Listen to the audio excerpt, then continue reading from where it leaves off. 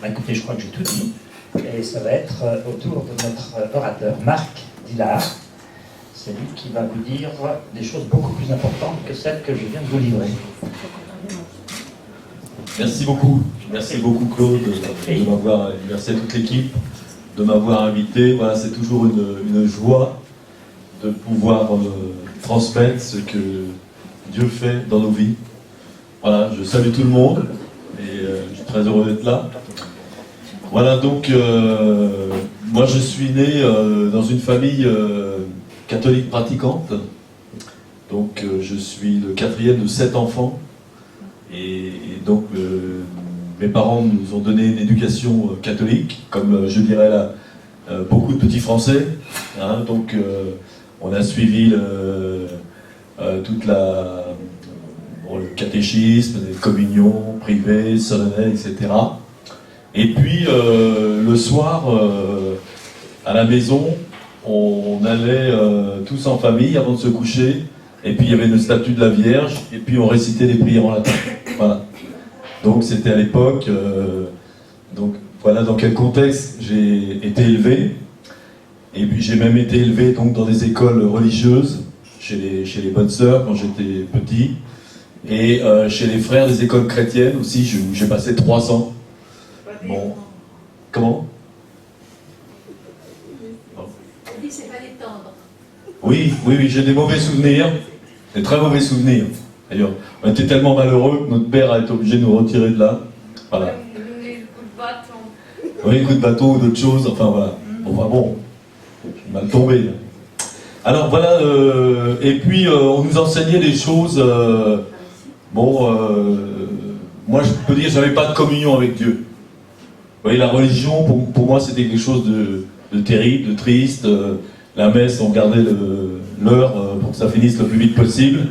Quand on allait se communier, quand on allait communier, nous expliquait qu'il fallait vraiment être en état de grâce. Donc on allait se confesser, je ne sais pas combien de fois, pour être sûr. On inventait des péchés, même qu'on n'avait pas fait, parce qu'on dit on ne sait jamais. Et puis on allait communier. Et alors on avait peur aussi quand il fallait croquer l'hostie. Parce qu'il nous avait raconté qu'un jour, des brigands avaient volé un ciboire avec des hosties, et il y en avait un qui avait cloué l'hostie sur le mur, et le sang avait coulé pendant des heures et des heures, il fallait des bassines, et nous on avait la trouille. Donc quand on prenait l'hostie, on s'est dit, oulala, pourvu que je la croque pas, sinon ça va faire une hémorragie. Enfin je veux dire, voilà dans quel contexte. On avait peur. Alors moi j'étais terrifié par ses frères, et tous les ans j'y suis resté 3 ans. La 7e, à l'époque c'était la 7e, le CM2, la 6e et la 5e. Et tous les ans ils nous demandaient qu'est-ce que vous voulez faire plus tard, et moi je mettais frère enseignant, pour être comme eux quoi. Et donc je le mettais pour quelque part pour les acheter un petit peu. Pour me payer leur bonne grâce. Et un jour, quand j'étais en 5e, donc ils sont venus à la maison, ils ont vu mon père, il dit votre fils, il doit avoir une vocation, parce que donc ça fait 3 ans qu'il nous dit la même chose, il veut être frère enseignant, donc si vous voulez, on va le prendre au séminaire et tout. Et moi j'ai eu la peur de ma vie, j'étais caché sous le lit, je ne sortais plus. Et puis mon père dit bon, non, ça ne doit pas être le moment. Et donc c'est vrai que en fin de compte, de relation avec Dieu, c'était... moi, j'ai commencé à faire beaucoup de bêtises. La plupart du temps, comme on était pensionnaire, j'étais collé le dimanche, je ne pouvais pas sortir.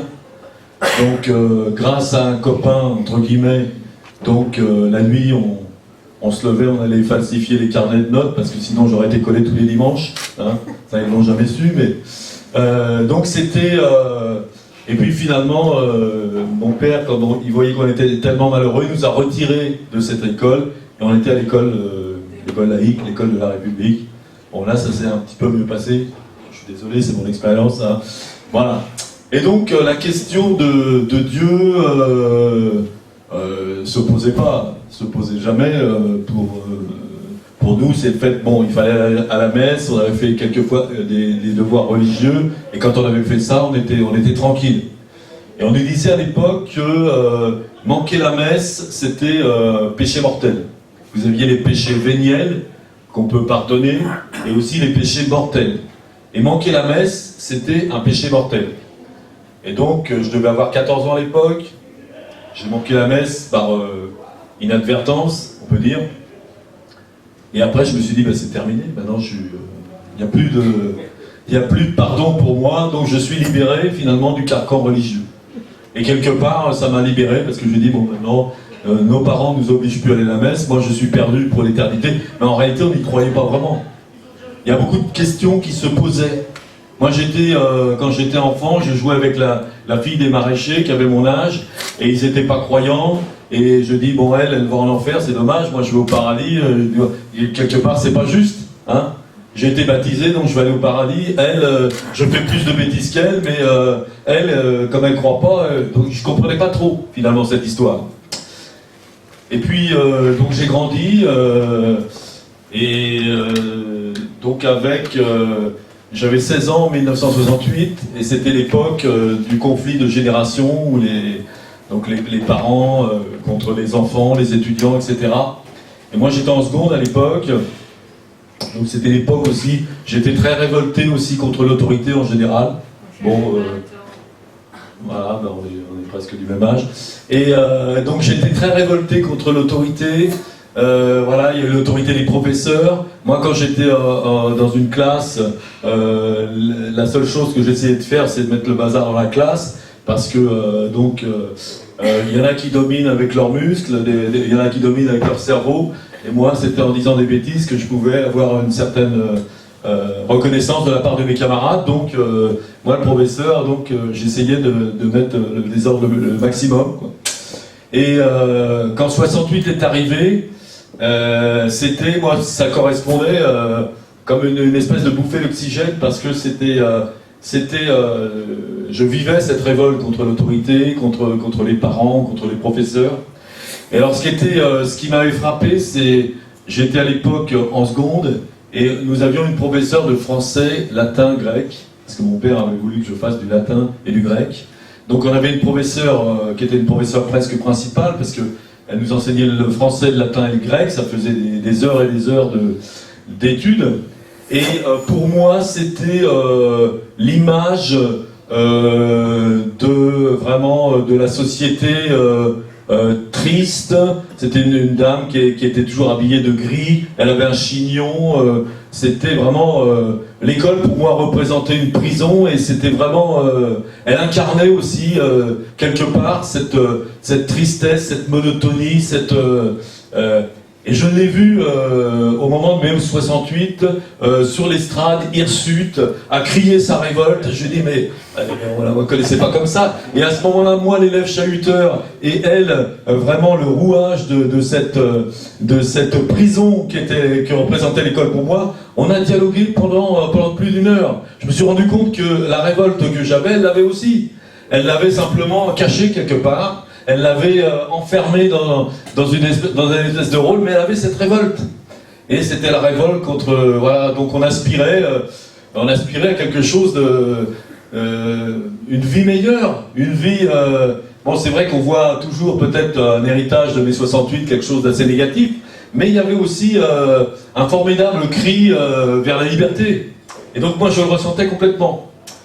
Et donc à l'époque... toutes les idées volaient en éclats, et bon, moi j'ai passé mon bac, j'avais 18 ans, et quand j'ai passé mon bac, je ne savais absolument pas ce que je voulais faire. Je n'avais aucune idée. Pour moi, donc, la société, s'intégrer dans la société, je ne voyais pas pourquoi. C'était une société qui représentait la tristesse, l'oppression, je veux dire, il n'y avait pas d'espoir. Donc j'avais 18 ans, et puis il y a un copain qui me dit, ben tiens, voilà, il y a encore des places en médecine, t'as qu'à venir avec moi, on va s'inscrire à la faculté de médecine. Et puis on y est allé, et puis c'était trop tard. Bon, zut, alors bon, qu'est-ce qui reste? Il restait la faculté de sciences, bon, j'avais des notes pas trop mauvaises en mathématiques, donc je me suis inscrit à la faculté de sciences. Je me suis inscrit comme ça, parce que il fallait bien s'inscrire quelque part. Et puis j'ai commencé à faire des études dans cette faculté de sciences. Et donc de 18 à 20 ans, Bon, à 20 ans, j'en ai eu un peu marre, donc j'avais l'âge de faire mon service militaire. J'ai demandé donc à faire ce service, et j'ai fait un service militaire pas très loin d'ici, dans les Alpes, c'était à Briançon. Et je suis resté 1 an dans les chasseurs alpins, c'était une bonne expérience. Et ça a été aussi, comment dirais-je, une période qui m'a permis de réfléchir, de souffler un petit peu. Et des rencontres aussi que j'ai faites. Donc à l'époque, j'étais un jour à l'infirmerie, j'étais malade, et puis il y a un collègue qui m'a remis donc un livre, c'était La Croix et le Poignard, je ne sais pas si quelqu'un le connaît. Donc c'était, pour ceux qui ne connaissent pas, donc c'était un pasteur américain qui va dans les bas-fonds de New York et qui va parler donc aux membres des gangs et qui leur parle de l'évangile, et donc beaucoup de jeunes, grâce à son témoignage, peuvent changer de vie. Et donc moi, ça m'avait énormément impacté, ce livre, et quelque part, je faisais pas mal de bêtises, mais paradoxalement, je ne m'étais pas mis dans la peau du gangster ou des voyous, mais je me suis mis dans la peau du pasteur. Je me suis dit, mais quel cran incroyable cet homme il a pour faire ça, pour aller parler aux jeunes. Qu'est-ce qui lui donne cette force? Et mon ami n'est jamais revenu me parler de ce livre. Je l'ai revu plus tard, on est devenus amis. Il est pasteur maintenant dans l'église réformée. Et puis on s'est vu il y a quelques jours. Et je lui avais demandé, mais pourquoi tu n'es pas venu m'en reparler? Il dit, mais à l'époque, je n'étais pas encore bien converti, j'ai pas osé en parler, quelque part. Mais ce livre m'avait vraiment impacté. Et puis, je me suis retrouvé aussi un jour dans cette même armée, aux arrêts de rigueur. Hein, c'est quand on fait des grosses bêtises, on va aux arrêts de rigueur pendant quelques jours. Donc on est dans une cellule, je m'étais retrouvé avec un copain et avec un témoin de Jéhovah. Donc on était 3 dans la cellule. Et puis... Comment? Donc nous on était là pour des bêtises qu'on avait faites. Et ce témoin de Jéhovah, il était là parce qu'il refusait de porter l'uniforme. Il avait 18 ans, il était jeune et malingre, et il tenait tête aux adjudants musclés, tous les adjudants et des chasseurs alpins.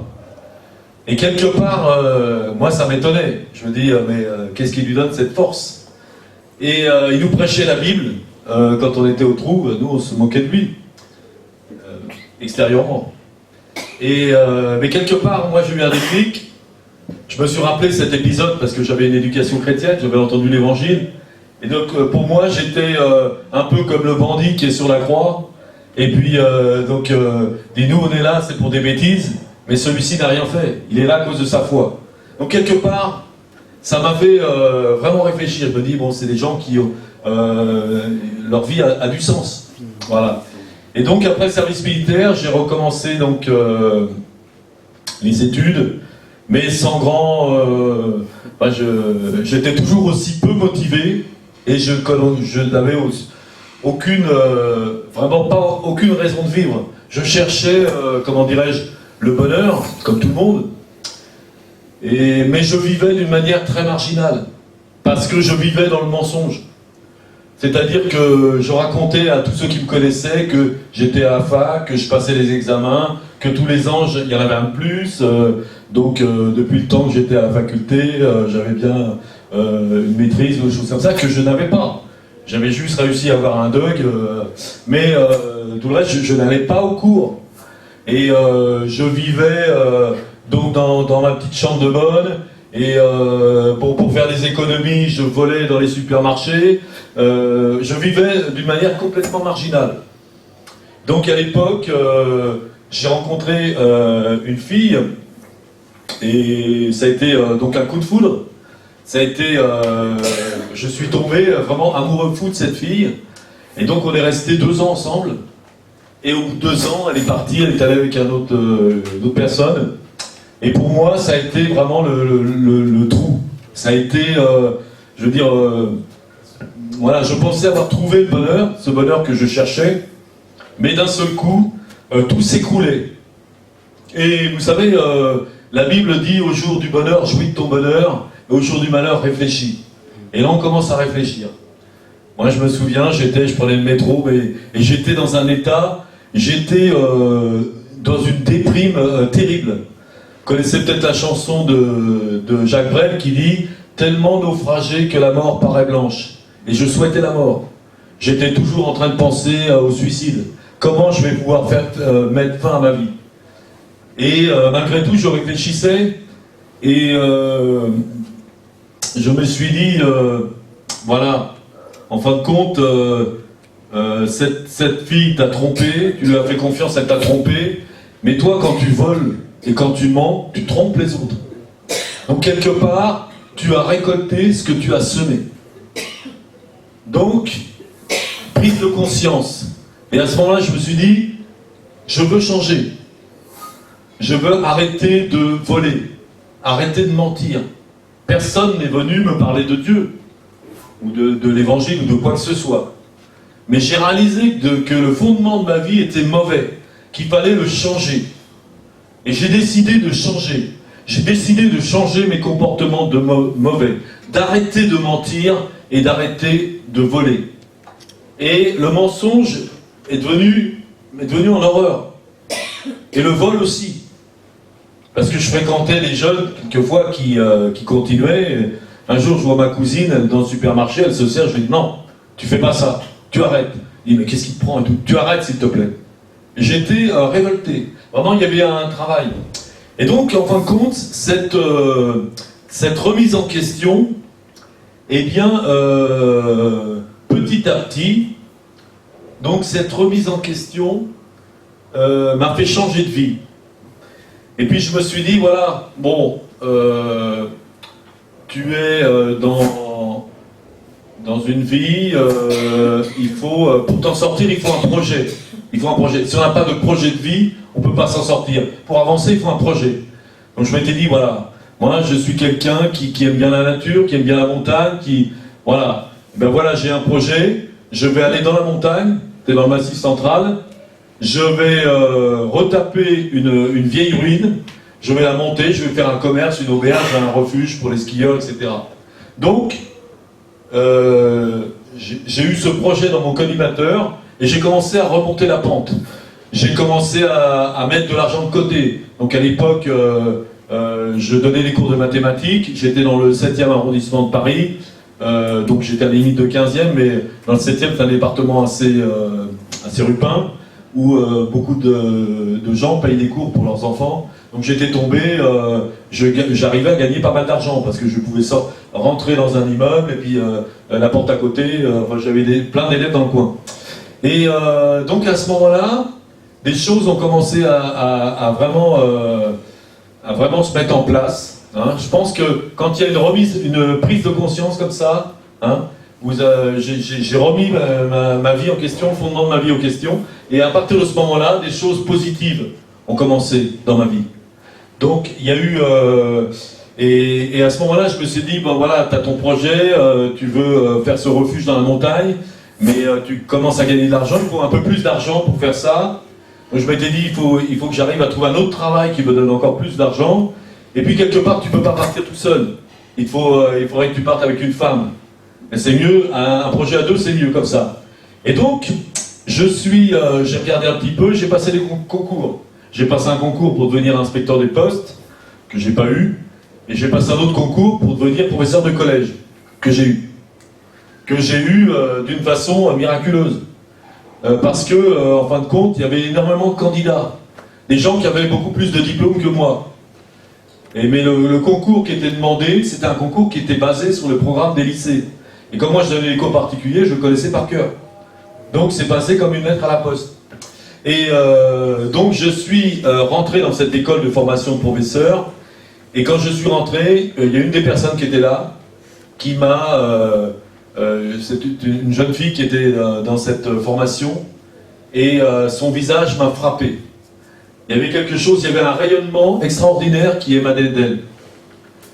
Et je me suis dit, mais c'est incroyable, j'ai jamais vu un visage comme ça. Cette fille, elle a quelque chose que j'ai jamais vu une fille comme ça. C'était pas le côté physique, il y avait un côté vraiment rayonnement surnaturel, il y avait quelque chose. Et puis, donc à ce moment-là, moi j'ai commencé à la fréquenter, à lui parler un petit peu. Et je me suis dit, bon, cette fille, elle est vraiment, c'est une fille comme ça qu'il me faudrait. Mais moi, bon, avec ma vie, j'ai fait les 400 coups, beaucoup de bêtises. Et les choses que j'ai faites, j'ai honte d'en parler. J'aurais pu avoir des années de prison. Et grâce à Dieu, je ne les ai pas eues. Et donc, je me suis dit, bon, maintenant, il faut jouer franc jeu. Cette fille, tu lui racontes toute la vérité. Tu lui dis exactement qui tu es. Et donc, j'ai parlé avec cette fille, et elle, quelque part, elle avait ce rayonnement parce qu'elle avait la foi, elle avait fait une expérience avec Jésus. Elle était catholique, mais elle avait quelque chose, elle avait vécu une expérience réelle avec Jésus. Et le Seigneur lui avait parlé, lui dit, voilà ton mari. Bon, moi, je ne savais pas. Hein. Donc, on s'est connus au mois de mars, et 3 mois après, on était mariés. Et donc on s'est mariés rapidement. Avant, elle voulait se marier à l'église. Donc moi je lui dis, j'ai rien contre. Simplement, bon, on va aller parler avec le curé. Donc on est allé voir le curé. Et puis moi je lui ai posé une question au curé. Je lui ai dit, est-ce que vous croyez en Dieu? C'était pas du tout une provocation de ma part. Je voulais savoir en quoi il croyait. Il a mis 1 heure pour me répondre. Bon, j'ai pas trop compris ce qu'il essayait de me dire. Il y a quand même eu le nom de Jésus hein, dans la conversation, mais c'était très intellectuel. Bon, je lui dis, bah, finalement, moi, je suis parti de là, je lui dis à ma femme, bon, ce gars-là, il est comme moi, il cherche, voilà. Et puis, je lui dis simplement, bon, si vous voulez, les cantiques, c'est pas trop mon truc. Si on peut chanter du Brel à la cérémonie, il n'y a pas de problème, il nous dit. Bon, puis il y a des chansons de Brel qui collent très bien, quand on n'a que l'amour, puisque demain on se marie, enfin des tas de choses qui sont très belles. Donc on s'est mariés comme ça. Alors on s'est mariés, et puis moi j'étais toujours, comment dirais-je, aussi profondément révolté par la société. Pour moi, je voulais pas m'intégrer dans la société, parce que je me dis, de toute façon j'étais un écologiste radical. C'est-à-dire à l'époque, je n'avais pas de voiture, je marchais à pied ou je roulais en vélo. Pour moi, l'ennemi public numéro 1, c'était les industriels qui polluaient la planète. Donc c'était les hommes à abattre. J'aurais pu m'engager dans Greenpeace ou des choses comme ça. Et donc, pour moi, c'était... j'étais révolté, quoi. Et bon, j'ai partagé mon projet avec ma femme. Donc elle était d'accord. Mais elle, il n'y avait pas cette révolte contre la société. Elle n'avait pas cette révolte. Elle me suivait parce que j'étais son mari. Bon. Et puis, donc, on a commencé à retaper cette maison, on a commencé à travailler. Et j'ai commencé donc à exercer mon métier de professeur. Donc, on s'est retrouvés dans un collège à côté de Mantes-la-Jolie. Et alors là, ça a été aussi une autre expérience parce que moi, j'avais vécu l'école toujours comme une prison. Et je revenais dans cette prison, j'étais plus à la même place, mais j'étais toujours dans une prison.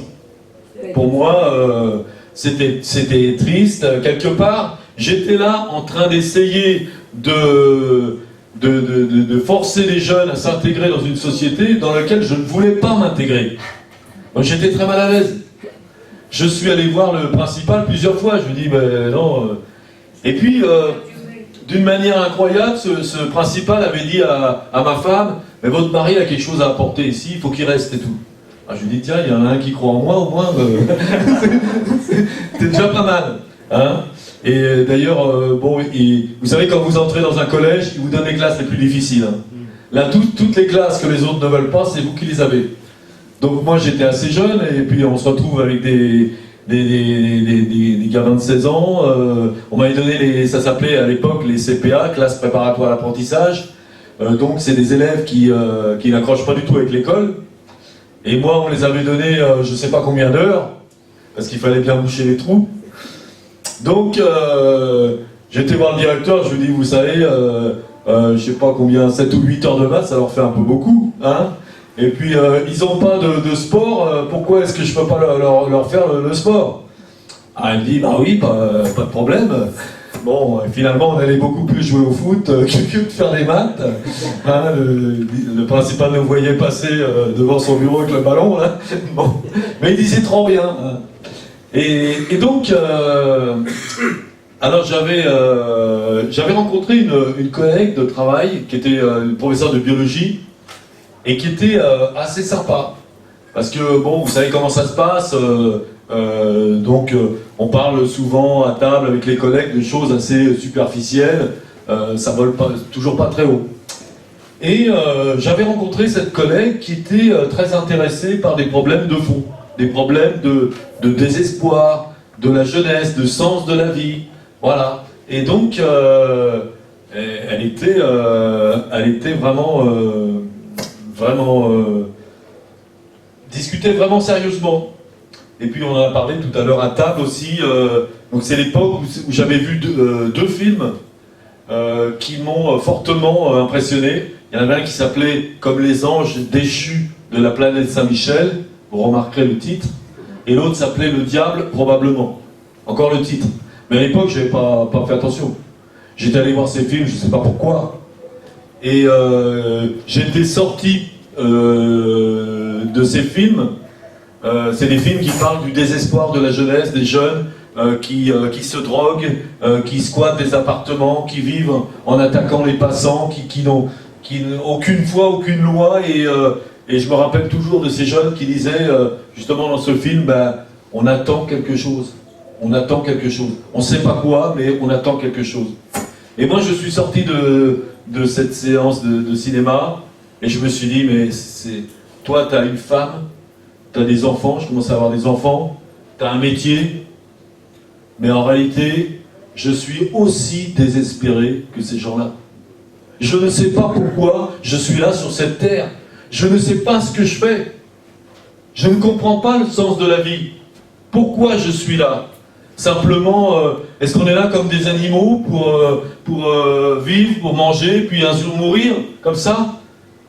Je ne sais pas ce que je fais dans cette vie. Et donc, à l'époque, on a rencontré cette collègue de biologie, et j'ai dit à ma femme, tiens, elle est super cette femme-là, on devrait l'inviter chez nous, elle est vachement sympa, et puis discute vraiment de sujets sérieux. Bon, elle a dit, bah ok, on va l'inviter. Et puis on l'invite à la maison, donc on déjeune ensemble, et puis on parle de tout.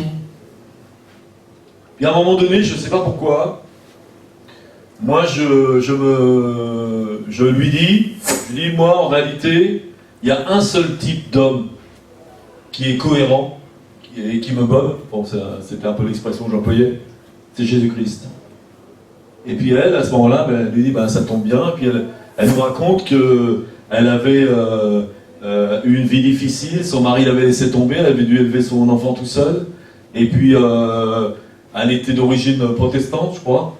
Et puis un jour, elle avait été invitée dans un camping chrétien, dans le sud de la France, à Gagnières, et elle avait prié toute seule, et Jésus lui était apparu. Donc elle nous racontait ça, elle dit, oh là là, moi qui étais prof de maths, je lui dis, voilà, ça vole un peu haut quand même. Hein, et puis, mais ce qui était étonnant, c'était que le courant passait complètement entre ma femme et elle. C'était comme deux sœurs. Elles se parlaient comme si elles se connaissaient depuis toujours. Moi, j'étais étonné quand même. Je dis, il y avait une communion, il y avait quelque chose. Et donc, on a commencé à se fréquenter, elle nous a invités chez elle. Et elles parlaient toutes les deux sans arrêt. Moi, j'avais pas vu au chapitre, parce que moi, je lui dis, bon, c'est bien beau, les prières, tout ça, mais c'est pas avec ça qu'on va changer le monde. Hein. Pour moi, les prières, c'était réservé à des gens simples et faibles. Hein. Mais il fallait agir. On change le monde avec ses muscles, avec son... Voilà. Et donc, elles discutaient toutes les deux, et elles passaient les cantiques. Et moi, j'avais horreur des cantiques à l'époque. Je pouvais pas supporter cette musique. Donc, elle a dû le voir. Elle a dit, bon, Marc, je vais te faire écouter un truc qui va te plaire. Je dis, bon. Et puis, elle me fait écouter un témoignage. Et c'était le témoignage d'un prêtre. Donc, c'était un prêtre qui racontait son expérience. C'est-à-dire qu'il s'occupait de jeunes, drogués, délinquants. et il les invitait le week-end chez lui. Et ils passaient des bons moments ensemble. Il essayait de leur faire du bien, de les sortir un peu de leur drogue, leur délinquance. Et puis, à un moment donné, il se pose cette question, il dit, mais bon, ces jeunes, c'est vrai, on vit des week-ends qui sont super, on les sort un peu de la drogue, on les sort un peu de la délinquance, mais dans la semaine, ils retrouvent cette drogue, ils retrouvent leur délinquance. Finalement, il n'y a rien qui change.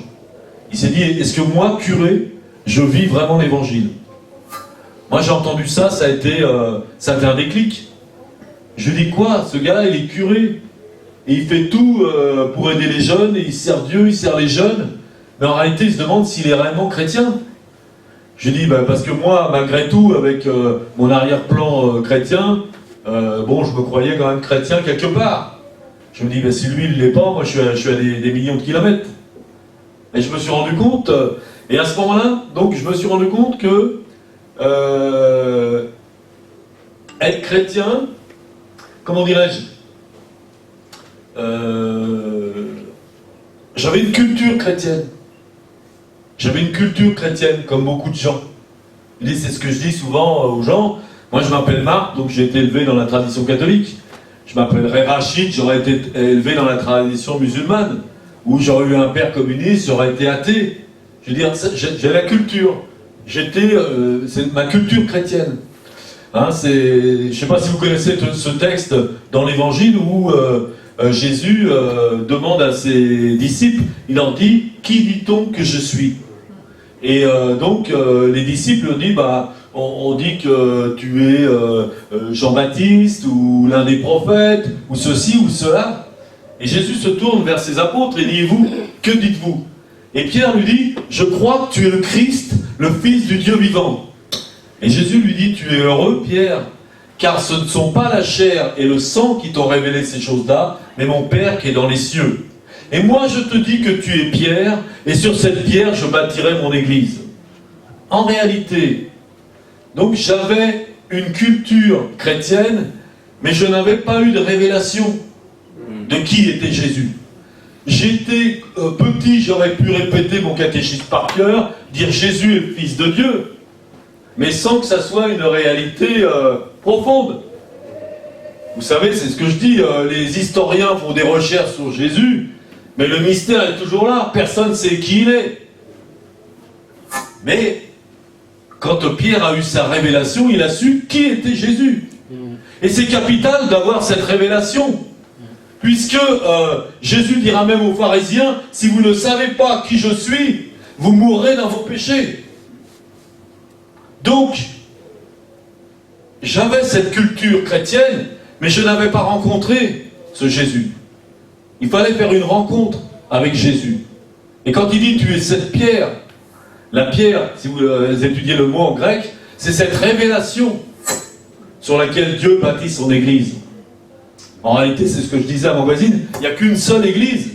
L'église de Jésus-Christ, c'est l'ensemble des personnes qui ont eu cette révélation que Jésus est le Fils de Dieu.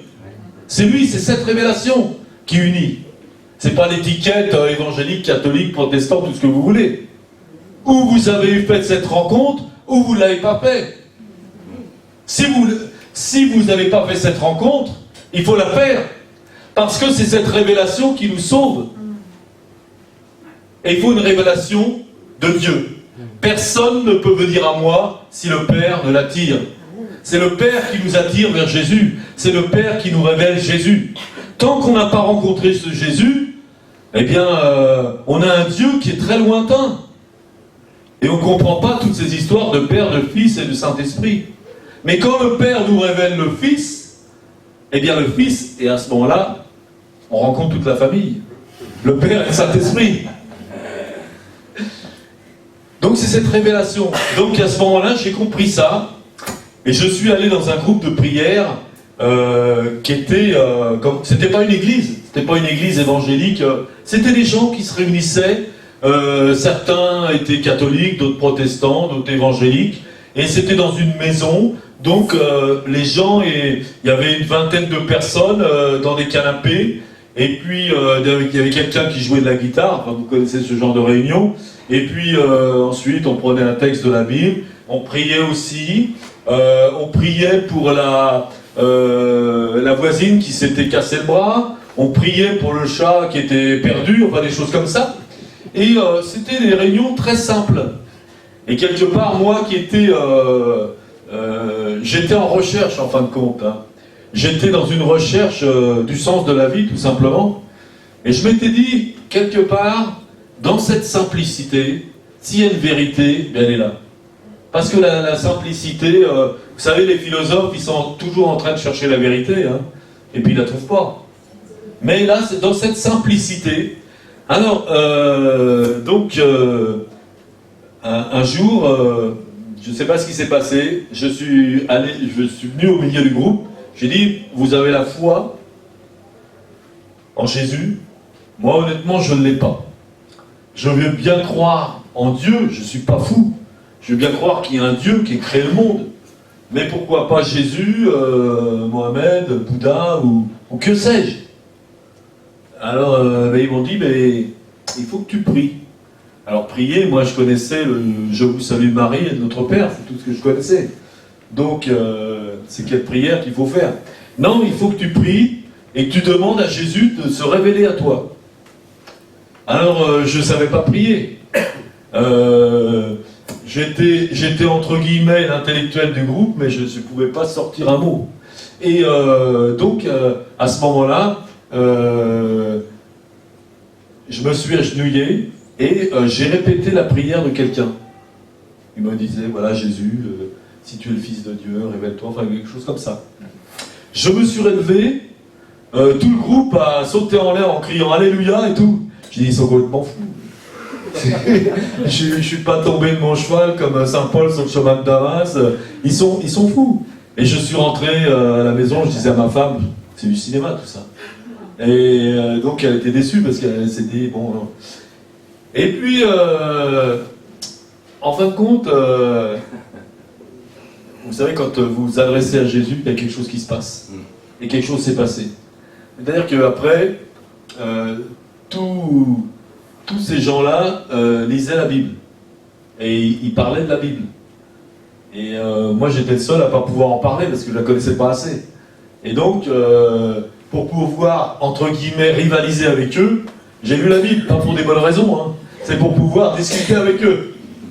Je dis, bon, alors j'ai commencé à lire la Bible. Et un jour, je regarde ma femme, je dis, c'est incroyable. Ce livre a été écrit par plein de personnes, toutes différentes. C'est des époques différentes, des niveaux sociaux différents.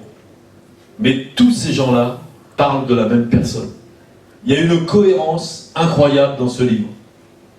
Et puis, une autre réflexion que je lui ai faite, donc je dis, tu sais, je suis toujours écologiste.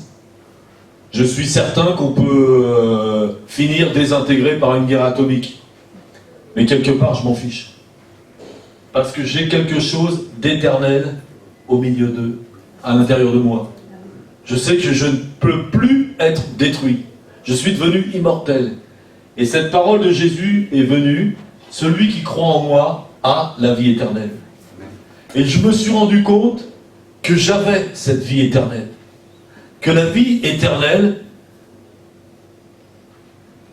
Jésus a dit, la vie éternelle, c'est qu'ils me connaissent, c'est qu'ils te connaissent, toi le seul vrai Dieu et celui qui a envoyé Jésus-Christ. Et Jésus était rentré dans ma vie. Et j'ai commencé à ressentir sa présence dans ma vie. Au début, je me pinçais pour dire, mais c'est réel ou c'est pas réel? Et j'ai commencé à lui parler. Et j'ai commencé à faire des tas d'expériences. Des choses incroyables se sont passées. Je me souviens de ma femme qui priait pour un de ses élèves qui était un voyou, un chef de bande. Et donc, elle priait. Et comme elle était plus avancée que moi spirituellement, elle m'entraînait à la prière. Et donc, elle priait, on va prier pour José. Et puis alors moi, je priais bêtement, enfin entre guillemets, je dis, bah Seigneur, bénis José, oui, qu'il arrête de faire des bêtises, enfin ceci, cela. Et puis on priait pour José régulièrement. Et puis un jour, je me retrouve dans un supermarché, dans un rayon, avec José en face. Et là, une émotion incroyable me tombe dessus. Un amour avec vouloir le prendre dans mes bras, vouloir le serrer, vouloir le... J'ai dit, mais qu'est-ce qui se passe? Mais t'es fou, qu'est-ce qui te prend et tout? Et lui-même était gêné. Je dis, alors José, comment ça va et tout. Et en fin de compte, il était... Et je me suis dit, mais incroyable. C'est le fait d'avoir prié pour lui qui a déclenché cette action de Dieu, mais c'est formidable. Je veux dire, la prière, il y a une puissance dans la prière. Hein. Et puis, d'un seul coup, je découvrais, parce que moi qui étais tellement désespéré, j'étais désespéré pour ma vie à moi, mais pour le monde entier. Et je dis, le monde n'a pas d'espoir. Et d'un seul coup, je découvrais qu'il y avait un espoir formidable, qu'on n'avait pas été créé par hasard, mais que Dieu nous aimait, et que Jésus, c'était vraiment lui le sens de la vie. D'ailleurs, une des paroles qui m'a touché, qui m'a beaucoup touché, quand une personne m'était venue apporter son témoignage, elle m'a dit, le Seigneur a besoin de toi. Ah bon, il a besoin de moi. Donc je peux servir à quelque chose. Je peux servir à quelque chose. Et ça a été... Et en fin de compte, c'est ça. Le Seigneur a besoin de nous. Le Seigneur a besoin de nous. Et quand on a rencontré Jésus, on a tout rencontré.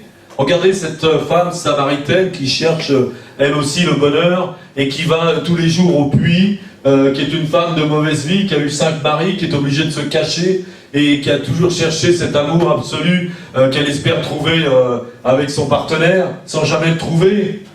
Et puis d'un seul coup, Jésus en face d'elle, qui lui dit, ben, l'eau que tu cherches, moi je vais te donner cette eau-là, tu n'auras plus jamais soif.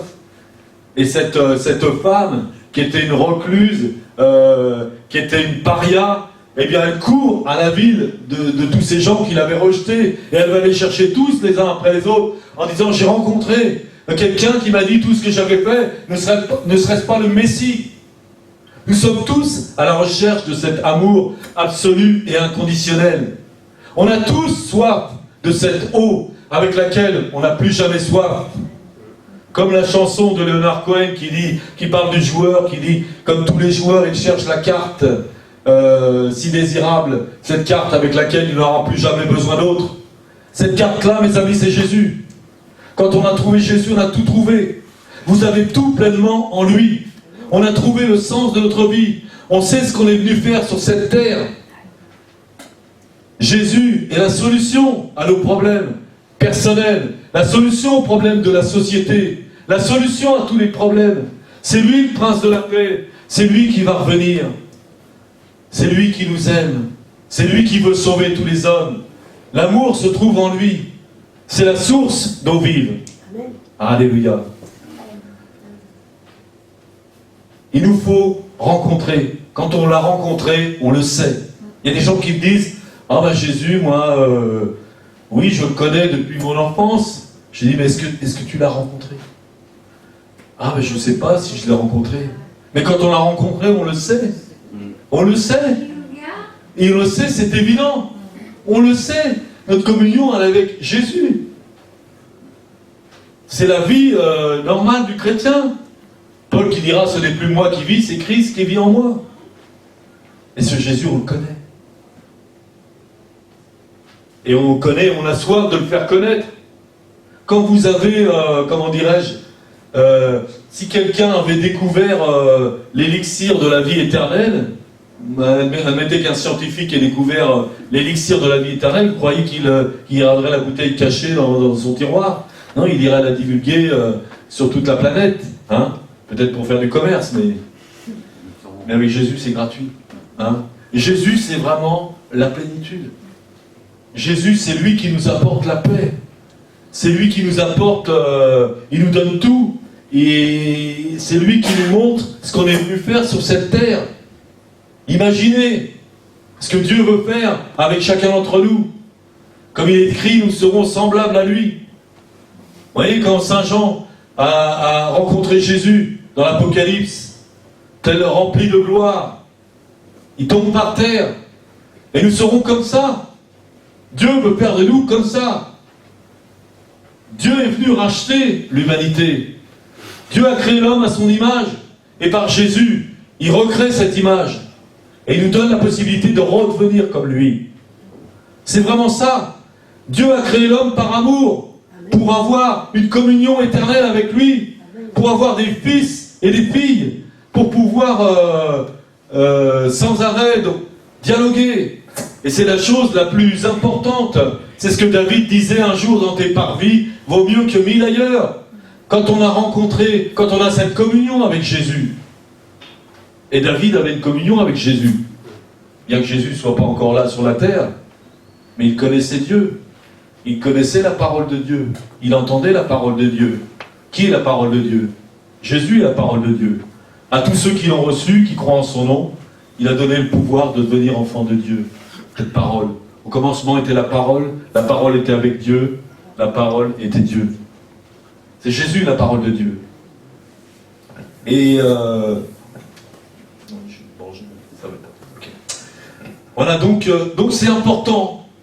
Donc mon appel ce soir, ça serait, si vous êtes, bon, peut-être vous croyez en Jésus. Vous croyez. Oui, ou alors vous pensez qu'il n'est jamais là, mais il est là. Jésus est là. Jésus est au milieu de nous. Jésus est là. Si 2 ou 3 personnes sont rassemblées en mon nom, je suis là, il l'a dit. Et c'est vrai. Et c'est vrai. Et il nous faut le croire. Et Jésus est là, et Jésus veut se révéler. Et Jésus veut transformer notre vie. Il n'est pas là simplement pour nous dépanner. Jésus veut donner un sens à notre vie. Il veut nous transformer. Il est le chemin. Jésus est le chemin, la vérité et la vie. C'est le chemin. Les gens demandent quel est le chemin. Comment être sûr d'aller au paradis? Il faut prendre le bon chemin. Et il y en a un. Ce chemin, c'est Jésus. Il a dit, je suis le chemin, la vérité et la vie. Nul ne vient au Père que par moi. Le paradis, c'est là où il y a le Père. Et donc, c'est par Jésus. Le bon chemin, c'est Jésus. Le bon chemin, c'est pas faire des bonnes œuvres. C'est pas faire du bien autour de soi, etc.